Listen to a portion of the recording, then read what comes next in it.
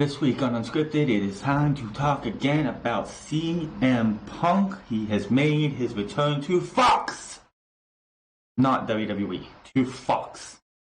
I've heard and seen since Tuesday people making lists. What is your dream matches for CM Punk? When is CM Punk going to wrestle? People, CM Punk is on Fox WWE backstage. Yes, the name WWE is in there, but it is a Fox production. By Fox, WWE has nothing to do with it. So people need to calm down. We'll go over it in a bit. First thing we need to talk about is Raw, SmackDown, NXT, and AEW. As we do, we're also going to talk about Jordan Myles and everything that has gone down with him. The dude just doesn't seem to be all there. Something has happened between him and WWE over the last few months. The guy won the breakout tournament and then faced Adam Cole, had a damn good match against Adam Cole, and the next thing you know, he just disappeared. We've seen Cameron Grimes, we've seen Isaiah Scott, we've seen Bronson Reed, we've seen Angel Garza. I think Angel Garza is the one who could have been the one to win that breakout tournament, because quite honestly, he's gotten the most push. He had a title match against Leo Rush this past Wednesday, and it just seems like I don't know what it has happened to Jordan Myles, but he popped up on Twitter earlier this week, and we'll talk about all that later. But as always, we go Raw, NXT, AEW, NXT, and SmackDown, and my big things coming out of each show. Monday Night Raw was absolutely atrocious this week. Monday Night Raw was, of course, taped from Manchester on Friday. Yes, Monday Night Raw had the lowest non-holiday rating in WWE history, for a multitude of reasons, and one of those big reasons is it was taped from Manchester. Another thing, I don't believe anybody who says the ratings were up with Manchester, were up when Lana, Lashley, and Rusev were on TV, because that had to be one of the worst segments. And of course, with WWE being from Manchester, what is the one thing that they do when they tape a show? This is why SmackDown never felt genuine. SmackDown, like, when you watch a tape show, even NXT, NXT crowd reactions are always, like, kept sacred, but it just never felt the same as you do now, because the crowd, you actually are there, they're live, they're lively. Tape just, Two segments you need to focus on this past Monday. Seth Rollins coming out there before he challenged UK's best. Even though Imperium is not from the UK, but he comes out there, he cuts a promo, he says things, and there were reports from people who were actually at this taping that he got go-away heat. Now, if you watch the show and you paid close attention, when he made the claim he feels like he's the best wrestler in the world, what you saw on TV was the crowd cheering, the crowd going, like, being all for Seth Rollins, whereas at the live crowd, this got heavily booed. Now, this is not something new from WWE. WWE, since the time that they started using TV, started having TV and tape TV, they would edit the crowds all the time. If Hulk Hogan was being booed in one town during a TV taping, they would go before this hit live air and make it seem like he was the most over babyface in the world. Honestly, in my opinion, the only reason Hulkamania lasted as long as it did in the 80s, late 80s, early 90s is because WWE did everything to fit their agenda that this was the most over guy. The Royal Rumble, the Royal Rumble 92 is the biggest egregious offender that you will ever see, and the most obvious one. On live pay-per-view, Sid threw Hogan out. Crowd erupted in massive cheers, as if he just won, just like if he just took their favorite team to the national championship, or he was on the team, like the crowd's favorite team, and took them to the Super Bowl. That's how loud the crowd was reacting. Now, in any other post live version of this, even on the network, the Gorilla Monsoon redubbed lines to make it seem like, oh, what a despicable heel, what a despicable act by this guy. The crowd was edited to boo him completely. So WWE has done everything they could in that moment, in that moment in history, to make it seem like Hulk Hogan got screwed over by Sid, and the fans hated Sid for that.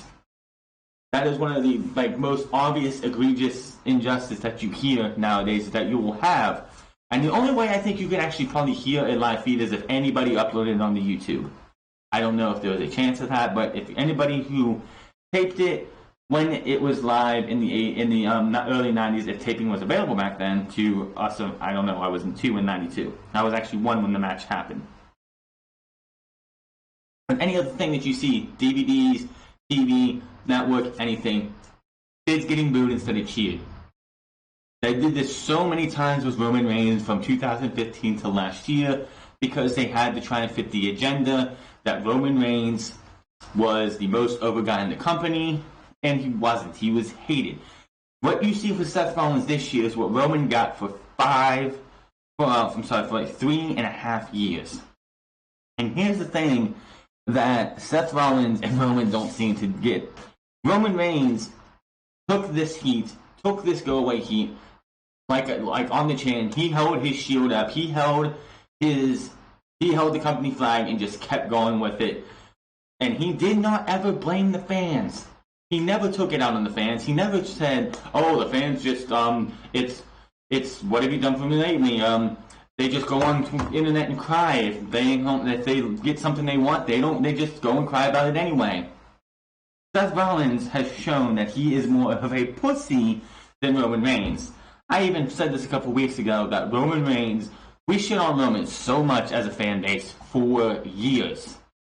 And that guy just sat there, took every single shot that we had, got back up, smiled, and went out there and did his job. Seth Rollins does not do that. He goes on podcasts and bitch and moan and complain. His character built in the WWE has been awful this entire year. Seth Rollins last year was the absolute biggest name in the company who was getting unjustifiably being held back because they wanted to push Roman Reigns. Fast forward to this year, and WWE has to go to the trouble of taking crown shots from the previous episode of Monday Night Raw, or a couple episodes ago, and just put them in there as if that's what's going on. They did that during Seth Rollins' entire speech, and it's just absolutely sickening the fact that WWE has to reach so down far to try and make this guy feel like he is the coolest guy out there, and it's not working. That actually hurts Seth Rollins more than it helps. WWE can't do anything to get this guy over as the babyface he could have been. There was a time we wanted Seth Rollins to be the guy. They dropped the ball, and Seth Rollins has dropped the ball as well. Just going out there, calling himself the best professional wrestler, it's fine. If you want to go out there and say, "Hey, I feel like I'm the best professional wrestler in the entire world," that's fine. That is, if you don't have that mentality if you don't have that mentality in anything you do, football, basketball, baseball, podcasting, any job that you have, if you don't think you're the best at it, especially I don't think 9 to 5 jobs, real jobs or whatever, but content creators, people who have careers who go out there and make a good living. If you don't think you're doing the absolute best, then then you shouldn't be working in that job. But to go out there and have somebody like a Will Ospreay say, "Hey, look, hey buddy, I'm alive," so I pretty much saying, "Hey, you might think you're the best, but I'm actually the best." And then you just go out there and attack this guy over and over, sound like a condescending prick, compare bank accounts, which honestly right there tells you fucking lost. And just every single time Seth Rollins opens his mouth, he is just taking his foot and inserting it in. And it just makes him look worse and worse and worse. And quite honestly, makes us look back at what Roman Reigns did and be like, this guy, we hated him. We shit on him so much for years. And he took it better than Seth Rollins. And it's absolutely sad that we're at a state where Seth Rollins has to have his crowd reaction edited. Speaking of editing, Lashley, Rusev, and Lana. My favorite segment in yours, and if you can't hear the sarcasm in my voice, then I don't know what to tell you. This has got to stop. This is not what I want to see. Oh, but you should check YouTube numbers. I don't give a flying fuck about the YouTube numbers for this segment. Is it helping the overall product? Because I don't know. Leading into the third hour, they lost 300,000 viewers an hour from hour 1 to hour 3. And yet this is getting ratings. This shit's up. This is pushing the ratings up. If that was the case, then the ratings would not fall as far as they did. But yet, this is what's people think that this is fucking good television. You cannot defend this. This is trash. Absolute trash. From this to Seth Rollins to everything else on this show on Monday Night Raw. Monday Night Raw was absolutely one of the worst television shows ever. I hate when they go to the UK. I really do. I hate when they go to the UK. Not to say that the UK fans should not get Monday Night Raw, SmackDown, NXT, or whatever. But when Raw and SmackDown go to Manchester or over to England or over across seas and they put Raw and SmackDown on tape, WWE goes as lazy as they can be because they don't fucking care. Vince McMahon will try and do everything he can in New York City because that's his dad's backyard. That's his backyard to give you something, even though it's probably going to be dog shit anyway. In Manchester, they go out there and give you some of the absolute worst garbage ever. And it's always like this, and it's a damn shame. I feel bad for anybody in Manchester, England, or anybody at all who goes to a Raw or SmackDown taping in England because you know you're going into Raw or SmackDown, you're going to get absolute garbage. And on top of that, the people who went to Monday Night Raw's show, which was taped last Friday, had to sit there 2 hours prior to watch SmackDown. They might have had an hour break in between, but I guarantee you most of the people who were there for Friday's show was there on Monday's show, and they had to sit there for 5 hours and listen to and watch trash and more trash and more trash. The most interesting parts that happen are the backstage segments on that show. The Fiend attacking Daniel Bryan wasn't seen by them. Speaking of interesting parts, SmackDown wrapped up on Friday, and I was doing my review. I get on Twitter after my review's over, and they put a .com exclusive with Dash Wilder and Scott Dawson talking to, I believe it was Kathy Kelly. And this promo they cut was absolute fantastic.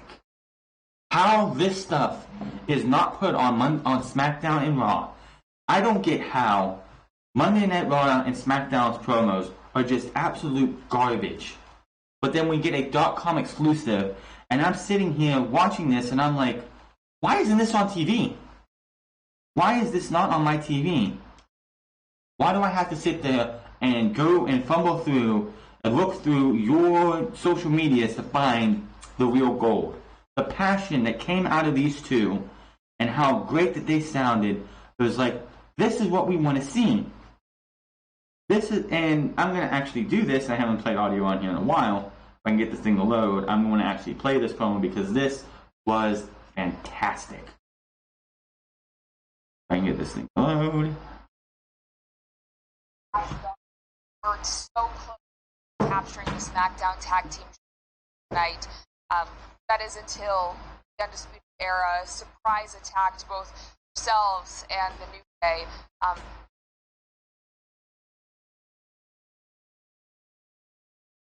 This close. We're 1 second away from being the SmackDown Tag Team Champions again.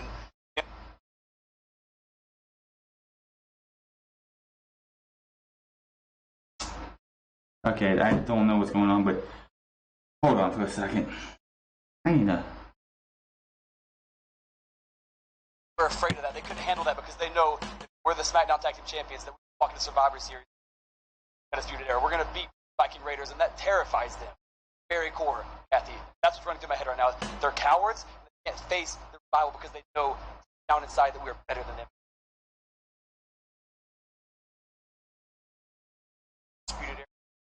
Now my eyes right on your eyes, okay? All of you.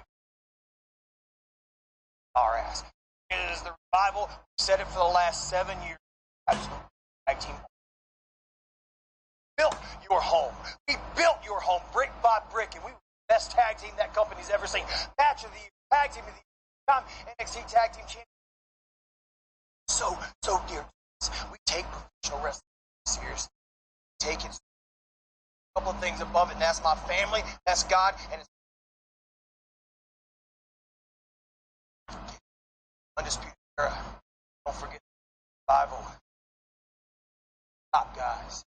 Out. I hope you get to hear most of that, but yes, that was a fantastic promo. And it was on a .com special. That stuff should be on our TV. That's what we want to see. Promos, like, just look at AEW. You had Chris Jericho, MJF, we'll talk about in a second. Gave you absolute gold. They gave you some of the best promos in the entire wrestling business this year. Jon Moxley, earlier in the night, showed you why scripts need to be ripped up and let these guys talk from the heart. Let them think about this. Don't just sit there and be like, oh, this is how you need to sound, instead of letting these people, letting these men and women show you that they have a voice. WWE does not allow that. And most of the time, it is absolutely frustrating to hear that these guys want out. Only Lorcan, yesterday, just decided he wants to leave. He wants to get out of WWE. Only Lorcan, who has had a lot of great tag team matches with his partner Danny Burch. Maybe they split them up. I don't know. Maybe he's not happy about that. Maybe he's being relegated to fully to 205 Live, and he doesn't want to be pigeonholed like that. All I know is WWE needs to get shit right. There's enough of this bullshit that we continue to see every single week. Bad promos, making everybody just feel like they're just nothing special. Seth Rollins, again, like I said last year, absolutely one of the best guys, one of the best acts she had. Rusev, he went from Happy Rusev Day, which everybody fucking loved, everybody was behind. And what happened? He gets injured, he comes back, and what are we doing? We're giving you one of the most unbelievable, fake, phony, I hate using the F word, phony love triangles we have ever seen. There were people who were in Manchester for the taping, sat there and on I believe it was on somebody else's video or on a Twitter feed or on a Twitter reply thing saying they saw Rusev and Lana in the gym and they looked as happy as ever as a couple.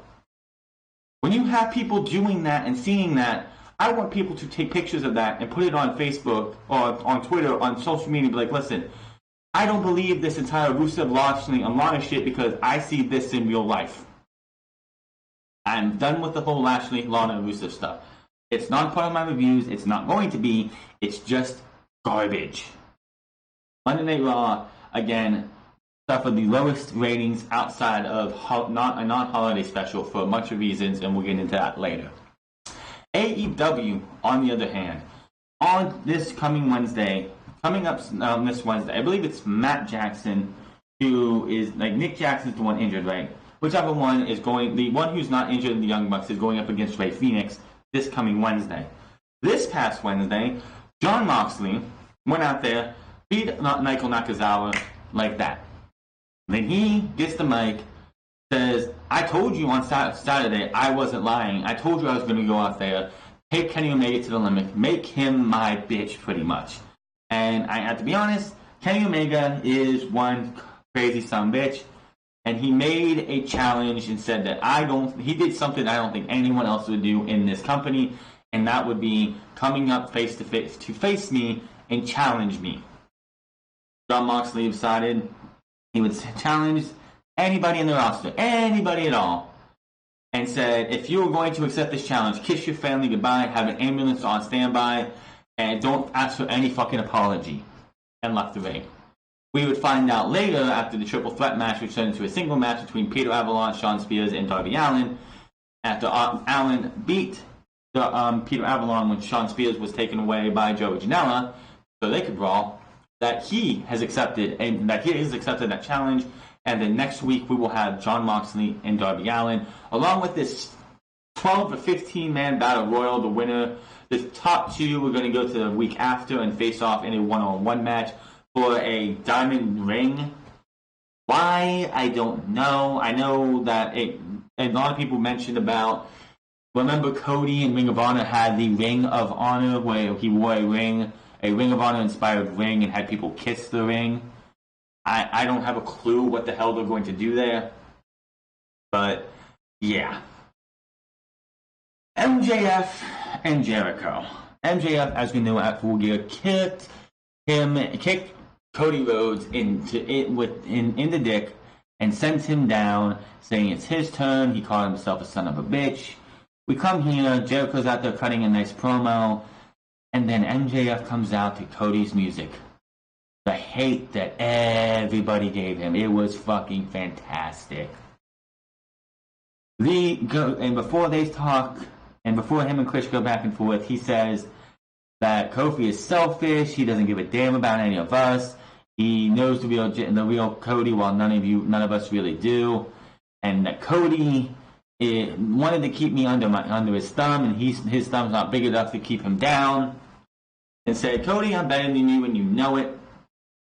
Jericho and him go back and forth and just give you. If you watch Jericho and Kevin Owens' time as best friends in WWE, and the Monday after Survivor Series where Raw got beat, and they were going back and forth on the highlight reel, and they were going, oh, I know whose fault it is. I know whose fault it is. Back and forth. You got a little bit of that here, where MJF is like, you want me in the inner circle? Do you want me in the circle? Do you want to be in the inner circle? Back and forth and back and forth. They hug after they say something. We got a Juventud Guerrero reference because he said, you like scarves, I like scarves. Jericho said, we are both devilishly handsome. It's almost as if your parents were corny when I was beating up Juventud Guerrero on WCW Saturday Night back in the 90s, and your punk ass popped out. This shit was so funny that Tony Schiavone literally said, I have to laugh, which just tells you how good this was. Long story short, they do the whole, oh, I know who the biggest jackass is, back and forth, back and forth. They both say Cody, so Cody Rhodes. They hug, they're laughing, and then Cody comes out, no entrance music, no nothing, looking pissed off. He's got that scar above his head, looking like he's out here. He's not supposed to be. He's not been cleared. And a couple of stagehands try to stop him. That doesn't happen. He runs to the ring, gets the best of Jericho and MJF until Wardlow, the massive Wardlow, who we had not seen anything of except for a 2-video package over the span of about 2 months, comes in, beats the hell out of Cody, takes Cody's necktie and chokes him out, or takes his own tie and chokes Cody out with it. So it looks like Wardlow and MJF are, boom. They are tight. It is MJF's muscle, which is absolutely fantastic, and it's great. It's going to be great to see what happens between Cody and MJF. The main event, of course, of this show was but SCU putting the tag team titles on the line against Jericho and Sammy Guevara. Now, when this match was announced, of course, we all thought, oh, Sammy Guevara is going to take the pin. He's not going to have Chris Jericho take a pinfall, but it's going to be his first loss anyway, but he's not going to take a pinfall. No. SCU wins by Scorpio Sky rolling up Chris Jericho. It's going to be interesting to see what happens on Wednesday, how they're going to follow this up, how Jericho is going to respond. Will we see Frankie Kazarian and Scorpio Sky beaten up, and Christopher Daniels beaten up by the Inner Circle, and then they take Scorpio Sky, who's fighting off Chris Jericho, and they take him to out to the ring and waste Scorpio Sky? I don't know. It's going to be interesting to see what happens and how the Inner Circle and Jericho take this pinfall loss and have Jericho, how he's going to retaliate and get the payback on Scorpio Sky. Very good episode of AEW. NXT, of course, was good as well. The opening match, Angel Garza versus Lio Rush, was absolutely fantastic. The build to TakeOver is getting crazy as we find out who is in the... Matt Riddle gets pulled from the men's War Games match and replaced by Dominik Dijakovic. I'm calling Velveteen Dream to be the final member as he hasn't been seen, nothing on an update on his injury status. I just think he's going to be the guy to come out and help Dijakovic win, and Dijakovic and Team Ciampa will end up getting the advantage because Velveteen Dream makes his return. Now, the women's, I said this last week. I believe I said this on the NXT review last week as well. WWE really played it up as if Dakota Kai was the culprit of the heinous attack on all these women, and she was going to be the one to turn on Mia Yim, and she was going to join Team Shayna Baszler. It made all the sense in the world. I understand why they didn't do it, because once you turn her to join Shayna Baszler, you can't turn her back. It's not like you can have her go into War Games with Shayna Baszler and then right after that go back to being friends with Tegan Nox. I can see why they did that. But I don't think anybody expected Kaylee Ray. I mean, hell, Adam Cleary, he does the ups and downs for NXT on the What Culture Wrestling channel. Even he suspected it was going to be Dakota Kai. He was like, because you had Rhea Ripley and Tegan Nox were laid out first. Then you saw Jessamine Duke, Marina Shafir, and Candice LeRae all taken out. Every single one of them taken out. We didn't know who was doing it, but it all felt like it led to Dakota Kai because everybody was taken out except for Bianca Belair, Shayna Baszler, Io Shirai, and Mia Yim, and Dakota Kai. Those were the 5 women on the NXT roster who were not taken out in these heinous attacks. So we get to the match, we get halfway to the end of the match, and I'm thinking, I don't know about you, but I'm thinking this is going to be it. She's going to turn heel right here. And then she doesn't. She goes into the ring and powerbombs Io Shirai and gets Mia Yim back in the ring to help Mia Yim win this match. When all of a sudden, Kaylee Ray, the NXT UK Women's Champion, comes out, slams Dakota Kai into the steel steps, shoves Mia Yim, who earlier in the match took a drop kick to a ladder to the face, busting her open. Falls off the ladder into the other ladder on the outside that had the broken thing that keeps them together. She falls through that and broke it, had some busted up ribs. I don't know what the hell. But Mia Yim is one crazy, crazy woman. I will tell you that right now. She earned her pay on Wednesday. And what's coming out of that, I thought, oh, well, is she going to make it to War Games? Busted nose, busted up ribs, but no, because she was on Friday and she was a part of the NXT Invasion. We'll talk about that in a second. But in the end, after Kaylee Ray made the help to have Io Shirai beat Mia Yim, the only interaction between the main roster and NXT was Bayley laying out Shayna Baszler at the end of the night.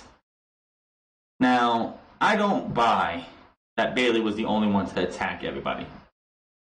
It could have been, they could have played it off that maybe Sasha Banks was there that helped take her out too, and then she wasn't anywhere to be seen because she was already, she was in the back or something. They could have played something up as if Bayley had help, because I don't buy her taking out Rhea Ripley and Tegan Nox and then Jessamine Duke, Marina Shafir, and Candice LeRae. It just doesn't, it's like her on her own, no. With the chair, I guess maybe, but Rhea Ripley and Tegan Nox were right beside each other, so you mean to tell me that neither one of those two could stop Bayley from taking them two out? I don't buy it. But that was all we had. I'm still waiting for the Raw and SmackDown teams to start going after each other. We are a week away. Next week, a week from tonight, is going to be Survivor Series. Not a week from tonight. Yeah, next week at this, next week is Survivor Series. And Raw and SmackDown, really, the only interaction between Raw and SmackDown that has been for any invasion was Monday when Bayley came out and laid out Becky Lynch. That is it. Nothing between, because last year, the year before that, you would have the invasions where Raw would, a group of Raw would come to SmackDown, beat the hell out of them. A group of SmackDown would go to Raw and beat the hell out of them. We didn't get that this year. They've been trying to get NXT up with the main roster, And honestly, I don't think we need to have NXT and the main roster at the same time. Unless you're going to have Raw and SmackDown versus NXT, which is what I would do, and take it from a 5-on-5 to a 6-on-6, just so you can have 3 from NXT, 3 from Raw, and 3 from SmackDown. And then you have 6 from NXT for both matches. Instead of this 5-on-5-on-5 garbage that you're going to get. It's an absolute eyesore. We have never had 5-on-5-on-5, even back in the 80s and 80s, 90s, and early 2000s when they didn't do SmackDown versus Raw. Never did a 5-on-5-on-5. How is this going to fucking work when triple threat tag team matches in WWE are absolutely atrocious? I hate triple threat tag team matches because it's always you have the 3 teams and you have 2 people in the match at the same time. You can tag out to anybody. I hate those. I fucking hate them. And now you expect to have 15 fucking people and 12. It could be between 10 to 15. I think it's like 10 to 15 pinfalls, of 12 to 14, 10 to 14 pinfalls per match. That's going to make these matches so much more bloated than they need to be. You've had NXT attack both Raw and SmackDown, and Raw and SmackDown outside of Bayley. Like, if you want to make the triple threat matches for the title with the champions, that's fine. But Raw and SmackDown should team up to take on NXT in Survivor Series. None of this 5-on-5-on-5 bullshit. This is just too much at a time.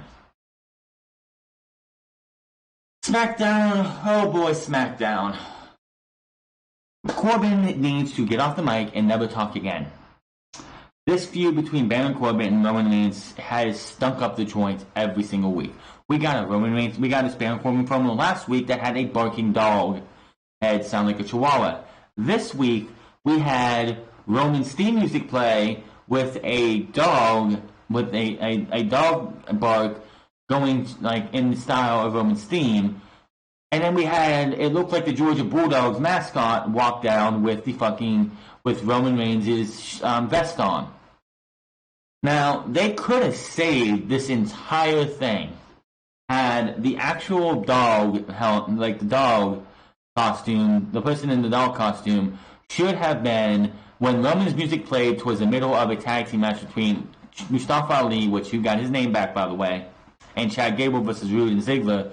What should have happened when Roman's music hit, you saw Corbin looking for Roman. The dog costume person is behind Corbin. Slowly takes the head off, and it's Roman Reigns, who beats the hell out of Baron Corbin, and you go from there. But no, you gave us a dog that we never found out who was behind it. And honestly, I shouldn't care, and neither should you. Got another invasion from NXT. There was a rematch for the tag team titles between the Revival and the New Day. Fantastic match. It was awesome. These two teams were showing you what tag team wrestling could be about if WWE actually made it worth your time.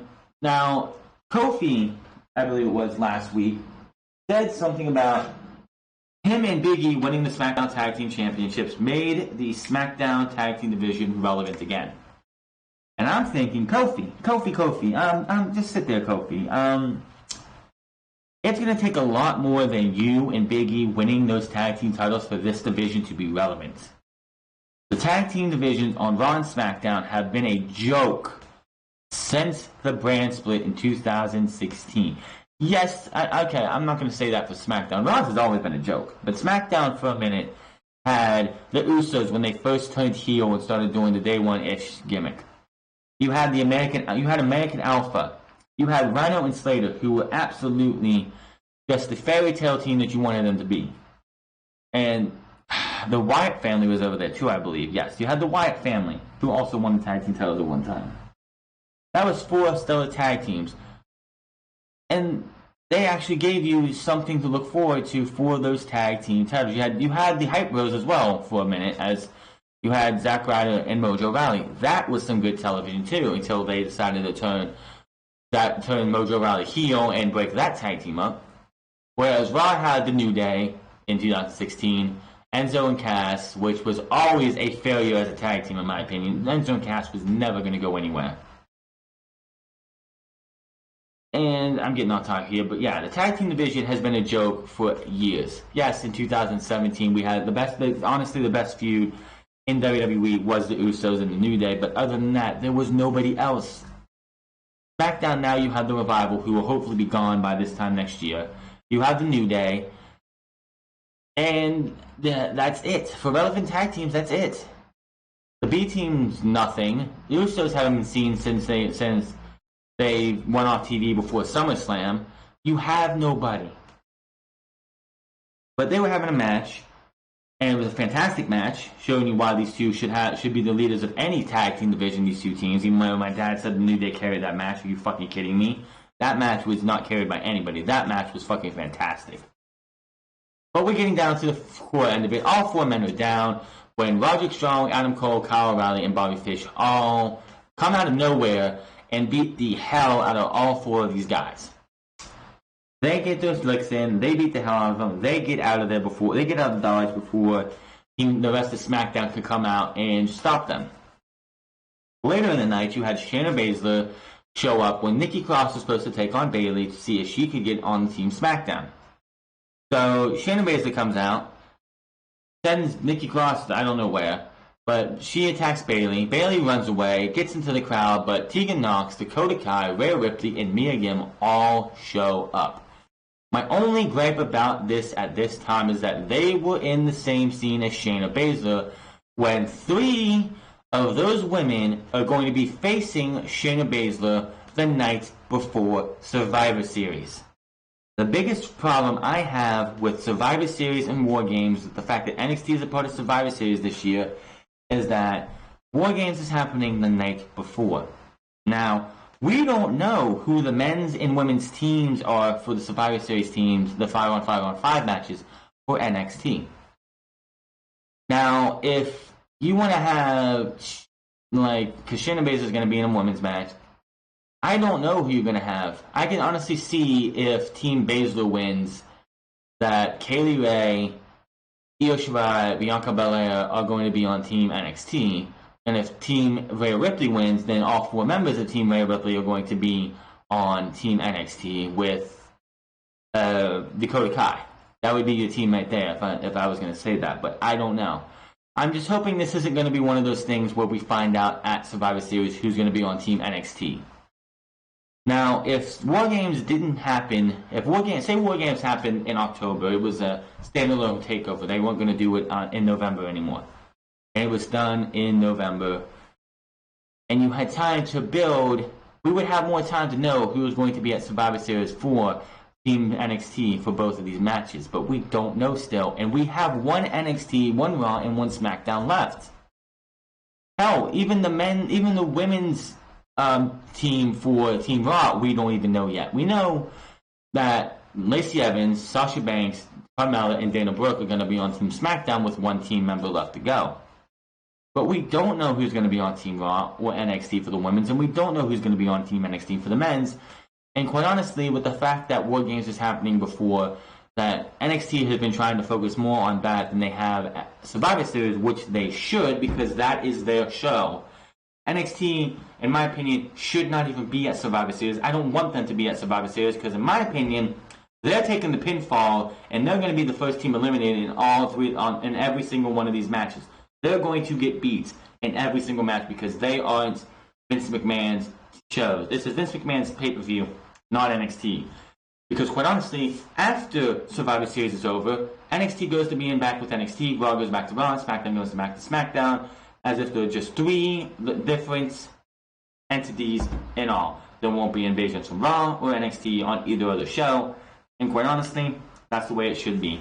Raw and SmackDown should be battling for brand supremacy while NXT does its own thing with TakeOver and blows Survivor Series out of the water for the 3rd straight year.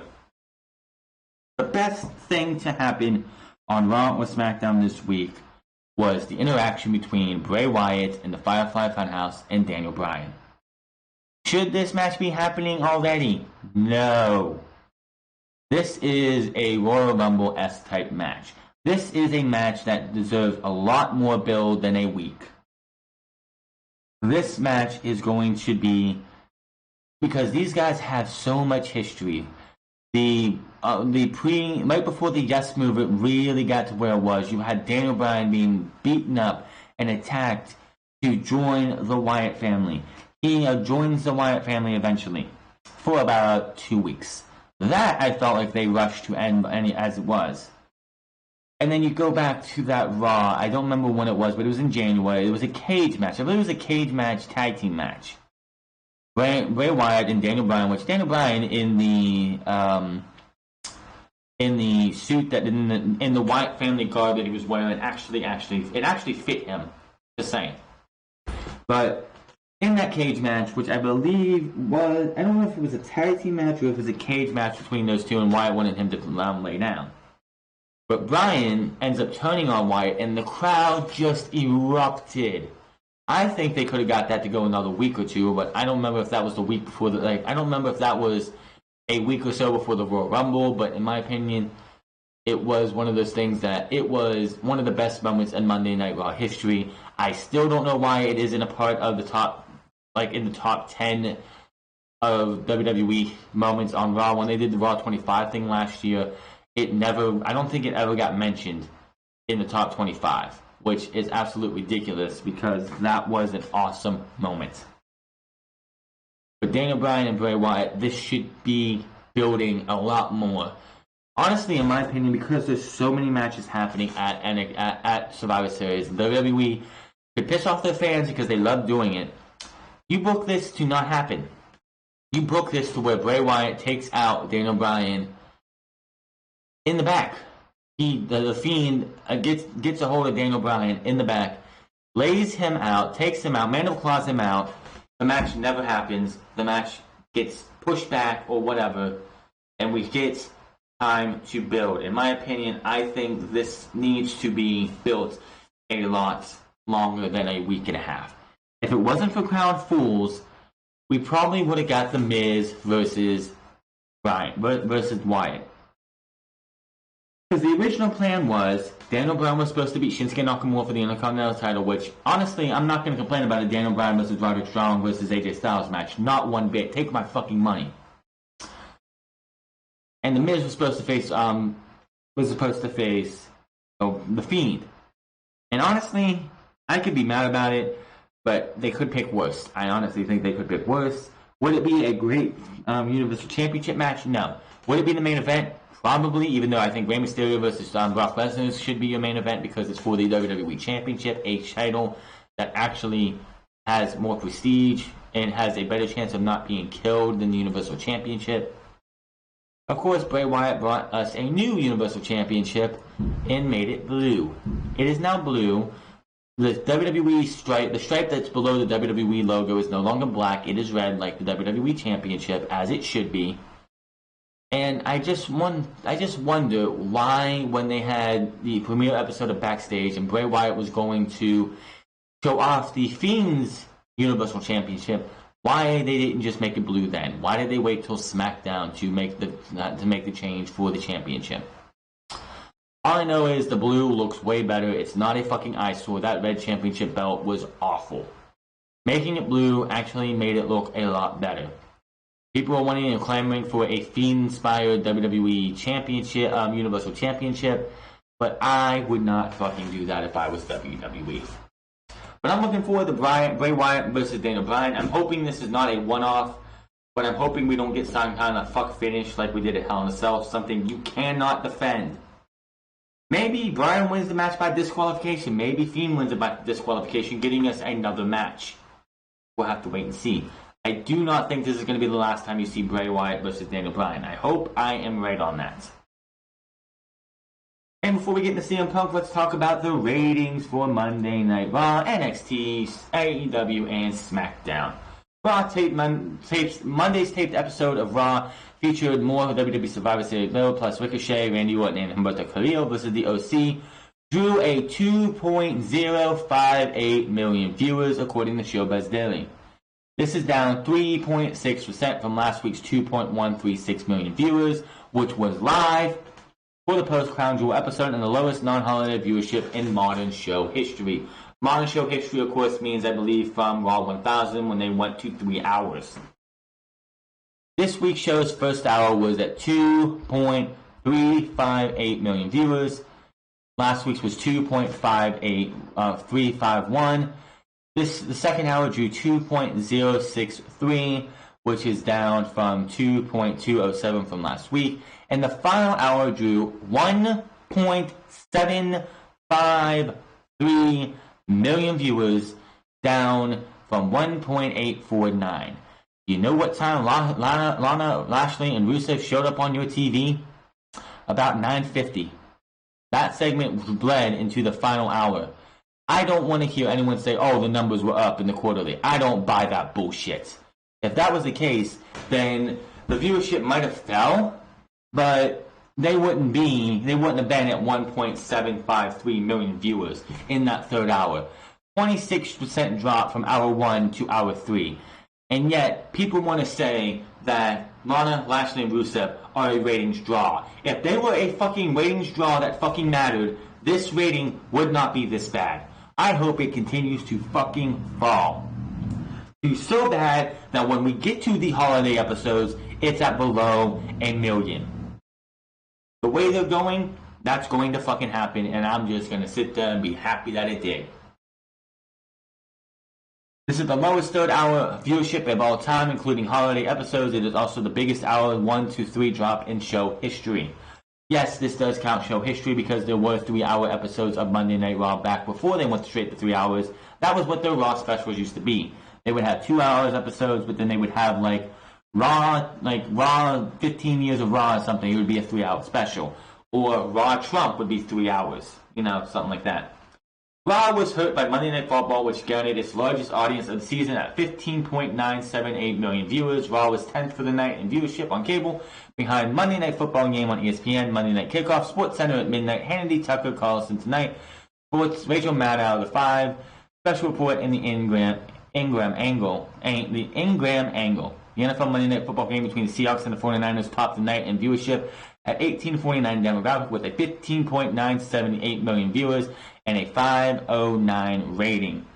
And the 18 to 49 demographic, which is the demographic they care about oh so much, Raw was number 4 in the 18 to 49 demographic on the cable top 150 with the third week in a row with the average of 0.64 rating behind the NFL game, Monday Night Kickoff, and Sports Center. So Monday Night Raw's ratings just continue to fall. We're at that time of year where the ratings are going to continue to fall, and here's the thing. SmackDown is supposed to be the A show now. So WWE is going to put more investment and time into SmackDown compared to Monday Night Raw. So honestly, Monday Night Raw's ratings might never recover. Monday Night Raw rating might continue to fall. And again, by the time we get to the Christmas and New Year's episodes, which were always the lowest rated shows, because those are the holiday episodes, WWE's numbers are going to continue to tank. Yes, Christmas and New Year's are not on Monday this year, but the 23rd is a holiday episode because it's going to be on Monday. 23rd of December is going to probably be the lowest rated show in WWE history. It might not even hit a million views. Why? Because WWE is just dropping like flies. Now, let's move over to the Wednesday Night War. Wednesday's post-Full Gear episode of AEW on TNT drew 957,000 viewers, while NXT drew 750,000 viewers on the USA Network, according to Showbuzz Deadly. Despite both shows being neck and neck last week, AEW outscored NXT by a 27.6% this week, the furthest I believe it's been since week 1. AEW ranked 5th in cable in the top 150 for the 1849 demo, while NXT ranked 22. AEW ranked 37 in total viewership, while NXT ranked 41. That's actually not that bad when it comes to total viewership.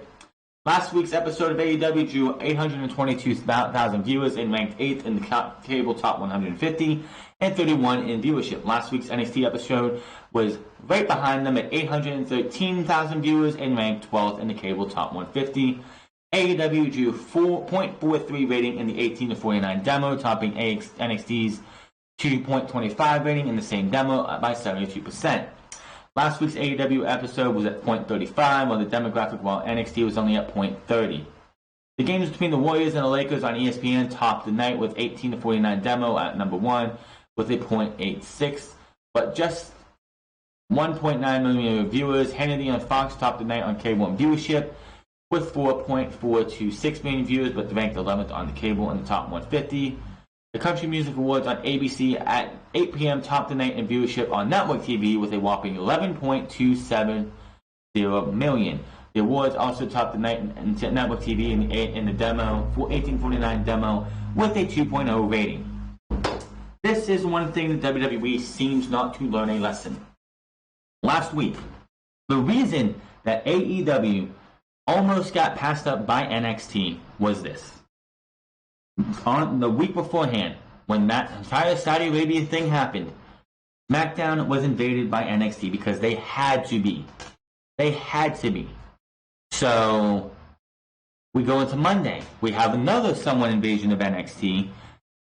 We get to NXT last Wednesday.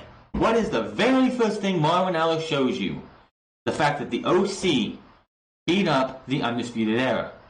The fact that the OC was the very first thing in the ring on Wednesday night last week. Now, yes, I've said this before. WWE and AEW and NXT are showing that there is no flip between on these shows. People aren't flipping from AEW to NXT, but they did last week because by the time the OC was in the ring and people knew that OC was going to be on NXT TV in the main event, people tuned in to watch. What did WWE do this week? We had Volta and the Imperium on Monday Night Raw. They got beat. Viking Raiders squashed Flash Morgan Webster and Mark Andrews. Shayna Baszler got into a brawl with Bayley, and she left. So NXT looked weak as hell coming out of Monday Night Raw. So when we got to NXT, why the fuck would anybody watch NXT? Because you did not advertise anybody coming to NXT. And the fact that you only had Bayley show up at the end of the show, that tail end, when the credits are about to roll, Bayley shows up to attack Shayna Baszler. Nobody else. And it's like, oh, well, there was clear signs that somebody from Monday Night Raw or SmackDown was on there beating up all these women. No, there was not. As I stated earlier, I thought that they were leading to Dakota Kai doing the one thing that everyone expected her to do, and that was to turn her back on the Tegan Nox and the entire Team Raider thing because she felt slighted. Go back and watch that video, that .com exclusive, right after NXT, the week before, not this past Wednesday, but the week before, when this scrub comes up to Dakota Kai and asks her how she's feeling about being left off of Team Rhea Ripley. Just the emotion coming out of Dakota Kai when she's like, I wanted to be in that game match so badly. And she just, you could just feel that she was going to turn to the dark side. She was going to screw Mia Yim, and she was going to take that spot. And that didn't happen. So honestly, you could take that interpretation that maybe it was NXT Raw, maybe it was SmackDown, hell, maybe it was NXT UK, maybe it was NXT. We don't fucking know. And of course, Bayley later on tweeted that she was the one behind everybody who got attacked. But WWE did not leave any hints that, hey, this is from SmackDown or this is from Raw. There was no calling cards, there was no hint. None of that. For all we knew, it could have been Dakota Kai, and then this week coming out, she could have came out, cut a promo saying that she took out Rhea Ripley, she took out Tegan Nox, she took out Rhea Ripley, she took out her best friend, she took out Marina Shafir, Jessica Duke, and Candice LeRae because she would do anything she could to get in this match at War Games, so she did what she had to do. She wasn't going to allow Jessica Duke or Marina Shafir take her spot. Mia Yim, I screwed you because you took my spot. But that didn't happen. Go back and watch when she comes in and talks to Mia Yim and is like, hey, no hard feelings. I know you got in that spot, you got that spot fair and square. I just want you to know that if anything happens, I got your back. Look at, when she walks away, look at Mia Yim. Mia Yim has a look on her face is like, I don't believe you for 1 second. I think that it's just how this feels, is that they set you up to think that it was going to be Dakota Kai all the way, and it was not Dakota Kai. So WWE did not learn a lesson, and when you had Raw happen from Manchester, and you have Imperium looking weak, when you have Flash Morgan Webster, a former set of tag team champions, looking weak, and Shayna Baszler really not doing much, NXT on a whole, first off, you made NXT UK look like it was the inferior of like it was the redheaded stepchild of the WWE brands. You made NXT UK look terrible. So why are people going to watch on? Why are people going to tune into NXT when there's nobody from the main roster coming in to invade? Nothing until we get to the tail end, and it turns out to be Bayley who attacked everybody, and she laid out Shayna Baszler. That is not going to bring ratings in, people. NXT gave you a great fucking opening match, and the fact that nobody stuck around after that to see what the hell you were going to get, it shows you that WWE, I swear, WWE does not care to win this entire war. AEW won again. They gave you the better segments when it came to promos. They gave you good fucking wrestling. Yes, NXT had the better match had the best match of the week with Leo Rush and Angel Garza. But in the end, AEW is the hot ticket. AEW is going to be looked at better than NXT just because they know how to book their shows when WWE is WWE is supposed to be building towards this fucking Survivor Series, and it doesn't even feel like they care. SmackDown preliminary ratings have come out. As we know, the full ratings for SmackDown don't come out till Monday because it's on a Friday. They averaged a 2.35 million viewers in the overnight rating, according to Showbuzz. Hour 1 drew 2.45 million viewers, then Hour 2 dropped 8.4% to 2.255. SmackDown also drew a 0.7 in the much-heralded 18 to 49 demographic, which was tied for the night with Hawaii 5-0. This is down 10% from last week's SmackDown tape from England, which drew an average of 2.610 million viewers with a 0.9 rating in the 18 to 49 demographic. Now, honestly, I'm surprised that they had a 2.445 million viewers for the first hour because, honestly, after that first segment, I wonder how many people switched off. When Baron Corbin comes out to cut a promo, how many people shut off their TV, or go watch something else? Because that entire opening promo was shit. The week before was worse, but it was still a very, very shit promo, and it's not something I want to see on my fucking television. So SmackDown, I feel, is not going to get up to that 2.4. It's going to be down no matter what. It is only preliminary. Preliminary is never the final number, but because it's on a Friday, we won't know what it is till till Monday. But let's talk about the big elephant in the room, or in this cyberspace, CM Punk. Now, I don't know. I was downstairs playing Destiny 2. And after AEW Dark, which didn't happen this week, and NWA Power, I usually go downstairs, play some Destiny 2, get myself up. I gotta say, they made it, like, getting from 750 because I started at New Light to 900, you go fast. When you get to 900, trying to get to max power, my God, does it take forever to get up there.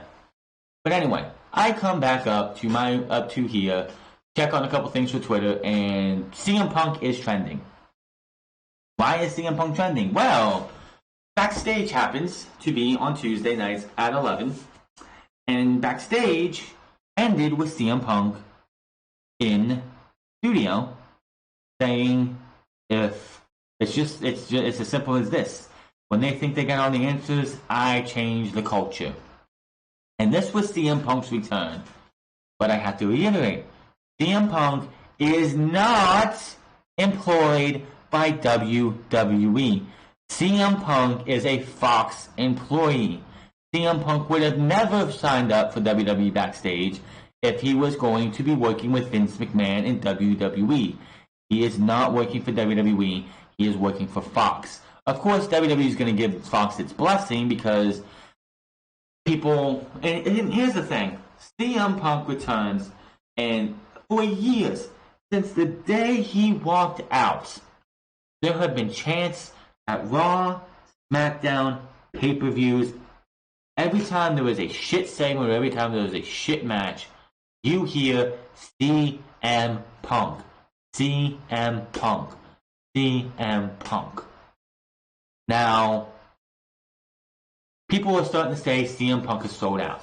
You fucking hypocrites. How can you be so fucking hypocritical? You have begged and pleaded for years for this guy to come back, and all you do now is say he has sold out. Are you fucking kidding me? CM Punk is back in a WWE somewhere. Now you have like Wrestling Inc. putting out all the 5 dream matches for CM Punk. You have What Culture and Cultaholic doing podcasts of what are your dream matches for CM Punk. He is a Fox employee. He probably doesn't want to wrestle again. I could be wrong. Maybe on WrestleMania we'll see CM Punk versus somebody, but I highly doubt it. CM Punk is not an employee of the WWE. He is signed to Fox, and we let the whole, what matches do you want to see from CM Punk? It's not happening. In my opinion, I think CM Punk does not want to wrestle again. He had a big money offer from AEW. He turned it down. Significant money, according to Brian Alvarez. Punk did actually have talks with AEW despite what has been said in the media, and he met in person with AEW President and CEO Tony Khan. There's no word yet on the details of AEW's offer, but Khan reportedly offered a lot of money to former WWE champion. There's been no update on the possible in-ring return for WWE, but turning down the deal could be a sign that he has no plans of an in-ring future. Punk is signed to a Fox deal. Punk is signed to a Fox deal. It's not WWE. It has been reported that Punk's agent contacted Fox a few months back, which has been reported multiple times, which led to the initial tryout in Los Angeles, where the show is filmed each week. WWE did give their blessing to hire, but that was a Fox decision. As seen on a tweet from Fox Sports PR below, CM Punk and WWE Backstage trended number 1 and number 2 worldwide on Twitter. I don't know when Backstage trended worldwide number 1 because it was in the top. It was in the top 10, but not number 1. The return had made a 5.5 million video views across the Fox Sports social media platform and counting. This is also the most retweeted photo of the year on any Fox Sports account. Punk noted, Punk appeared at the end of this week's Backstage episode after introduced by Renee Young. It was later announced that the former WWE champion would appear as a special contributor and analyst beginning next week, making select appearances in the studio alongside Renee Young and Booker T. Now, Punk, again, working for Fox, is going to be there not every week. The biggest thing, because episode 1 of the actual premiere of Fox's WWE Backstage show didn't even have 500,000 people watching the show. Now, if I'm CM Punk, you're paying me a lot of fucking money to show up on this show. Now, the biggest thing that people keep saying, and I keep hearing, is that CM Punk is the only person left in the entire wrestling business or wrestling landscape that is going to be a ratings mover. I don't buy that, and him being on Backstage is going to show you that. The problem with this is that Backstage is on at 11 p.m. Eastern Standard Time on a channel that not everybody gets. FS1 is on 83 million homes, but 83 million people are not watching FS1. 83 million people probably don't even know where FS1 is on their channel list. But CM Punk is back at Fox. Now, can people stop with the entire, CM Punk is back in WWE. CM Punk is going to wrestle. And again, why are people calling CM Punk a sellout? I mean, you wanted him back. People wanted him back. And now people are calling him a sellout. I don't get it. The guy was offered a deal with Fox to do something that he is absolutely fucking good at. Now, him turning down AEW for big money tells me that he has no desire to wrestle anytime soon. He might analyze, he might talk about wrestling, but he has no desire to be in the wrestling ring. And quite honestly, with how bad WWE's product is, I wouldn't want to be in their fucking in that arena either. CM Punk, we'll see when he's on next Tuesday, because they advertised it. If they don't crack the cable top 150 for CM Punk's official first show on Backstage, then what everybody has said about him being the only guy to move ratings has been way overblown. Now again, this is on at a very late time, and it's on a channel that almost nobody watches or nobody gets. So, and as you saw, SmackDown, when they were on FS1, didn't even garner 1 million viewers. It was at 800 and some thousand viewers. So, I don't think that this is going to make much of a difference. Now, CM Punk here's the thing. CM Punk being on Backstage is going to diminish any chance of, like, if CM Punk's on Backstage for a while, and the ratings aren't really showing anything, and he's just Phil Brooks, CM Punk, being on Backstage, him coming to Monday Night Raw, SmackDown, Friday Night SmackDown, in any capacity is honestly not going to be as impactful as if he just showed up on Monday Night Raw next week. His drawing power when it comes to ratings is going to go right out the window. I'm telling you right now, this dude is not as, like, you have people sitting there chanting CM Punk 1 minute, and then the next minute calling him a sellout. Tells me now that everybody's saying that this guy is the only person who's going to get those ratings from 2.0 whatever back up to like 3 or 4 out of their fucking mind. Hogan and Flair were a fucking ratings draw because, and it was proven in the ratings that when that Miz TV segment where they announced Team Hogan versus Team Flair for Crown Jewel, 500,000 people watched Monday Night Raw for that segment. As soon as that segment was over, they turned off. They turn to watch Monday Night Football. They go to watch whatever the hell is on Monday nights. So, will CM Punk bring 500,000 people to watch Backstage? I don't think so. But we'll have to wait and see. This coming Tuesday will be interesting to see. If they crack the cable 150 or cable 100 ratings, then yes, he is a ratings draw. If they don't do any better than what they do now, then what everyone has said about him being a ratings draw has been way overblown. I'm just saying. Let's talk about this clown, Mr. Jordan Myles, ACH. He took to Twitter a couple days ago and posted a very, very vicious and horrible video.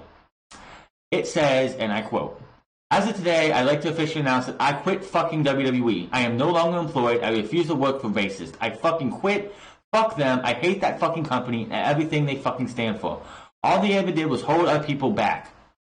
I do this shit for the culture. I don't need anyone's fucking permission to do what I want to do. Screw Jordan Myles. Don't ever call me by that slave name. Call me ACH, and don't forget the super bitch. I quit. I quit. Fuck you." And that was that. That was out of Jordan Myles' mouth. First off, WWE came to Jordan Myles, or ACH, when he came to WWE, and said, make a name, come up with a name for yourself.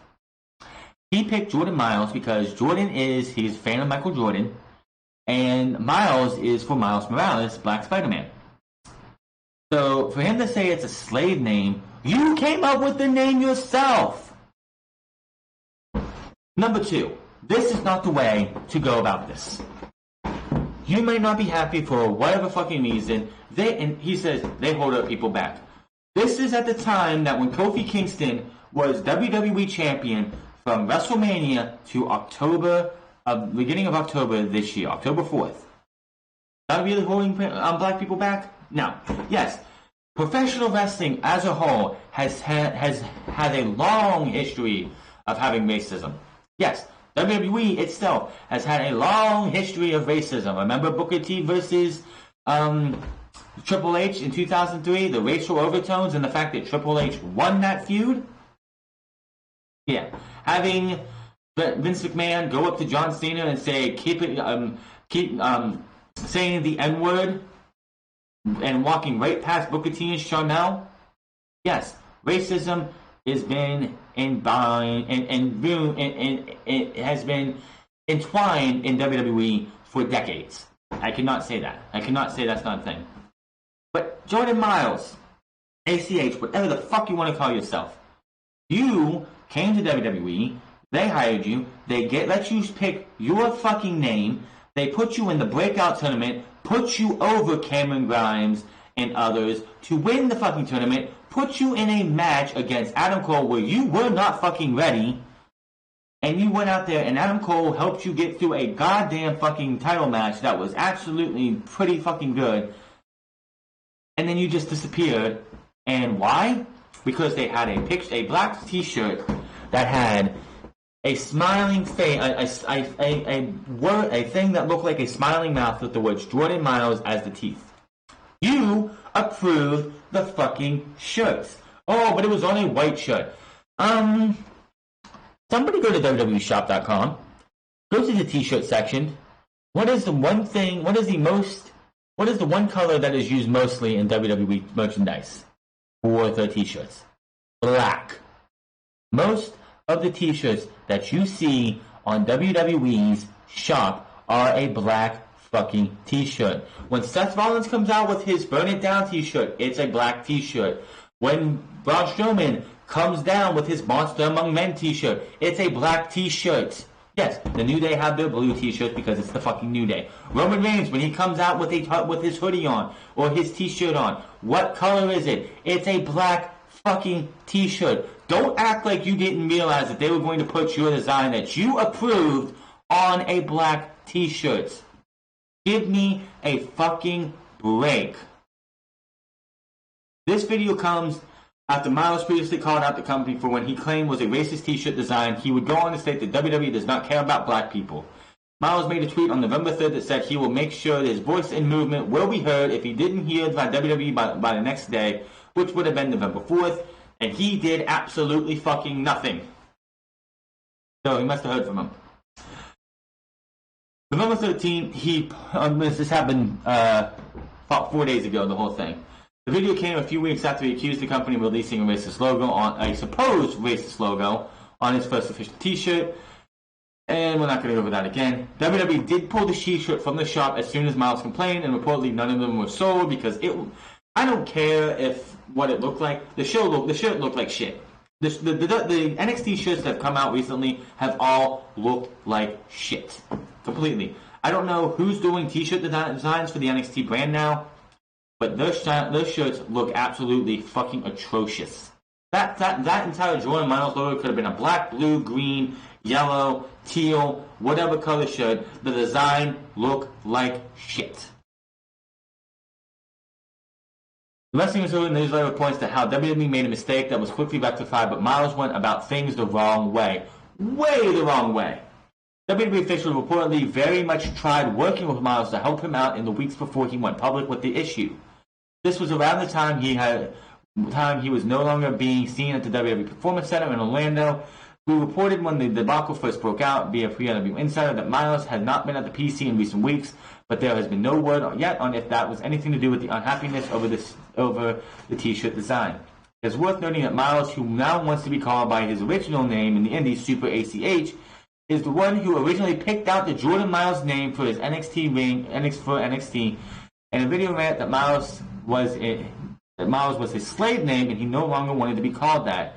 He started using the big name during his first week of June. Regarding Myles' future in pro wrestling, there's no word yet if WWE will grant his release. Most likely not. The company had not commented on the situation at all, and Myles remained listed on the NXT's official website roster page. The Observer reports that Myles has been in contact with at least one wrestling promotion with him wanting to make an appearance, but that might not be legally possible, as there is no indication that WWE has released him. There's no word yet on what promotion Myles has reached out to. Myles was booked to win the first ever breakout tournament earlier this year. earning a title shot from a champion of his choosing. He ended up losing to NXT champion Adam Cole in the main event of a NXT on the I think it was the debut episode of NXT on USA. Myles signed with WWE in February of this year and made his in-ring debut on the companies on March 7th. To losing to Roman Reigns at a live event, he worked the Worlds Collide special during WrestleMania 35 weekend, but made his official NXT debut on July 10th with a breakout tournament first round win over Boa. He would later defeat Cameron Grimes in the finals. Myles was in the same performance class as Cameron Grimes, Rachel Ellering, which we haven't seen yet, and I really think they need to put her on TV. Karen Q, Amari Palmer, Ricardo Miller, Dexter Lumis, 3.0, Nick Comoroto, Brendan Vink, and Bronson Reed. Jordan, this was not the way to go about this. If the t-shirt was a problem, you contact WWE, you don't go public about it. I guess that's the only way to rectify it, I don't know. But honestly, just going out there and fuck this, fuck that, I fucking quit. This was not the way to do it. There are better ways to do it. Going out there and just saying, fuck this, fuck that, I fucking hate that place, do this for the culture. I've seen a couple people on that thing who are black. I'm not black, I'm a white dude. You've seen videos I've done on here. But I've seen guys who are black who sit there and say, you do not represent us. This is not representing the culture. If this is how you represent the culture, then we are talking about two different cultures. This was not the way to do this. If you did not like what they did, you go at them, you talk to them, whatever you need to do to get this thing rectified. Honestly, this feels like this is more than just a fucking t-shirt. You're quitting the fucking company. You want to quit the company over a fucking t-shirt that is easily able to be taken down. There's something else at play here that we don't know the answer to. I will keep it posted on here and I'll keep you guys updated if we hear anything else. But this just feels like it's got to be more than just this fucking t-shirt. Did somebody at the Performance Center say the N-word who was a white person to him? What the hell has got this guy so incensed that he feels that WWE is racist as fuck? Which, yes, Vince McMahon, super racist. Just going to say that right now. Vince McMahon, super racist. But that doesn't mean the whole company is. This is, like I said, this was not the way to go about it. If you're having problems with the company, don't be public about it. Don't sound like this. There's a lot of companies that are not going to want to work with ACH, Jordan Myles, whatever the fuck you want to call him now. Because out of fear that if they don't do things the way he wants to do it, he'll go on Twitter and bitch about it. Grow the fuck up. You are, 20-some years old? This is not the way to act. I'm telling you right now. Because he did delete his Twitter a day or so later. This shit's on the internet all the time, dude. You're going to live to regret this next, a month, a year, 10 years from now. This will come back to bite you. You want to go work for somebody. Here's the thing: you want to go work for somebody, and they're going to play you this clip and be like, I can't let you work here because of how you acted here. That's how you're going to work. If that's how you're going to be unprofessional, I don't want you in my company. So, no, I'm not going to fucking hire you. I'm not going to bring you in. That was not the way to do it. And hopefully, black, white, Cuban, Asian, if you're having problem at a job, whether it's working for the WWE, working for AEW, working for the National Basketball Association, working for the NFL, working for the NHL, working for anything that has a public face, don't act like this. I don't care if you're black, I don't care if you're white, I don't care if you're Cuban, I don't care if you're Asian, I don't care if you're a fucking alien. If this is how you want, if you want to take after this guy, then you're not going to be employed by almost anybody. Don't act like this. Act like a human being who gives a fuck. This doesn't, and here's the thing. He says he's doing it for the culture. That is not how you treat, that is not how you do this shit for the culture. Like I said, I'm not black. My brother-in-law is black. I guarantee if he saw that video and he saw that, I guarantee if he would be ashamed of the guy who's supposed to be doing this for the culture. That is not, again, don't act like that. Jordan Myles, ACH. It just feels like after everything that's gone down, there's something wrong with him upstairs. He needs to get some kind of therapy, some kind of something. Because that's just something that just doesn't feel like he's young. I know. I don't know how old ACH actually is, but I guarantee you, in a year or so, he'll sit there and be like, I shouldn't have acted like that. I was so unprofessional. Here's the idea. Think before you actually say something like that. If you want to quit WWE for one reason or another, fine. That is your own prerogative. You want to quit because you don't think they care about you, or you're like, you don't think they care about black people, fine. If you just do it professionally. Don't give it. If you don't like WWE because of one reason or another, and you want to quit, just do it professionally. Leave, walk out, and don't say another thing. Pac did that, and he's off doing what he's doing now. Just walk out and act like you don't work there, and just talk to them. Be like, listen, you guys did this. I'm not happy about this. I don't want to work here anymore. I'm not coming back. Just release me, or whatever else you want to do. Take me to court. I don't care. But don't go on Twitter and do that. That makes you look like a very bad person. I never met ACH. I don't know what he looks. I don't know how he is on the outside. But that is not a very good look for you, dude. That is your Unscripted for you on November 17th, 2019. Episode number 95. We'll be here tomorrow for Monday Night Raw. A little scheduling note here. Things I'm gonna be like. I might not be here for Monday. I might have to watch Raw on Tuesday, and I'm like, this week coming up is going to be a very busy week for me outside of this, so I might have to catch up on Raw on Tuesday, and put that up on Tuesday afternoon, Wednesday, and all that stuff. It's going to be interesting. Thursday, Friday. If things go the way I hope they will, we'll be fine. But if not, Monday Night Raw will be on Tuesday afternoon. AEW will be Wednesday afternoon. NXT will be Thursday night. Thursday afternoon for AEW. Wednesday night, Thursday night for NXT. Saturday will be SmackDown review. NXT Takeover and Survivor Series will be Monday morning. I'll do both of those in a back-to-back thing. NXT and Survivor Series. Takeover and Survivor Series are going to have a double prediction show on Saturday afternoon. So we'll see how this all goes. It's going to be really crazy, but until then, hit that subscribe button, comment down below, like or dislike this video, follow me on Twitter at The France Club, follow me on twitch.tv/The France Club, and I'll see you guys hopefully tomorrow or Tuesday for Monday Night Raw. Until then, my name is France, and I'll see you guys later.